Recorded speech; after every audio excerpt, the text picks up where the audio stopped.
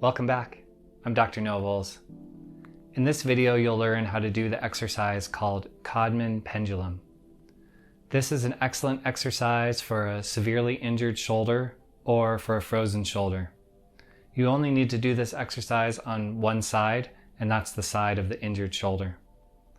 To do this exercise, you'll need some sort of surface, a chair or a table, something that you can rest your good hand on, and then bend the knees so that your arm is hanging.